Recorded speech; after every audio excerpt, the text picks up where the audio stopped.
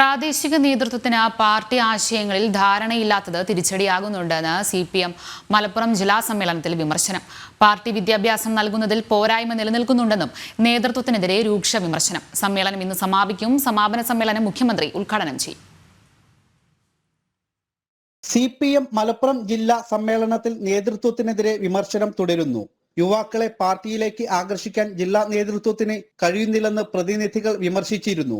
പാർട്ടിയിൽ വനിതാ പ്രാതിനിധ്യം വർദ്ധിപ്പിക്കുന്ന കാര്യത്തിലും അമ്പെ പരാജയമാണെന്ന് വിമർശനം ഉയർന്നിരുന്നു. ഇതിനു പിന്നാലെയാണ് പ്രാദേശിക നേതൃത്വത്തിന് പോലും പാർട്ടി ആശയങ്ങളിൽ ധാരണയില്ലാത്തത് ഒരു വിഭാഗം പ്രതിനിധികൾ ചോദ്യം ചെയ്തത്. പാർട്ടി വിദ്യാഭ്യാസം നൽകുന്ന കാര്യത്തിൽ നേതൃത്വം പരാജയമാണെന്നാണ് വിലയിരുത്തൽ. പാർട്ടി പ്രവർത്തകരെ, കേഡർമാരെ രാഷ്ട്രീയവും സംഘടനാപരവും ആശയപരവുമായി കൂടുതൽ അവബോധം വർദ്ധിപ്പിക്കേണ്ടതുണ്ട്.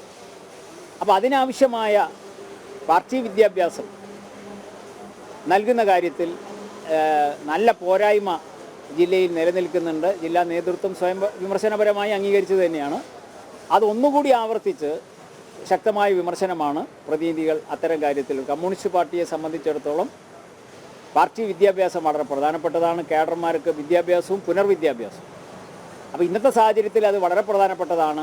ഈ കാര്യത്തിൽ വലിയ മുൻഗണന നൽകണം എന്നതാണ് പാർട്ടി സമ്മേളനത്തിലെ ചർച്ചയിൽ പങ്കെടുത്ത മിക്ക പ്രതിനിധികളും ഉയർത്തിക്കൊണ്ടുവന്ന കാര്യങ്ങൾ. മത തീവ്രവാദം ജില്ലയിൽ വളരുന്നതായാണ് സമ്മേളനത്തിലെ മറ്റൊരു വിലയിരുത്തൽ. മുസ്ലിം ലീഗ് വർഗീയ ശക്തികളെ താലോലിക്കുകയാണെന്നും പ്രതിനിധികൾ അഭിപ്രായപ്പെട്ടു.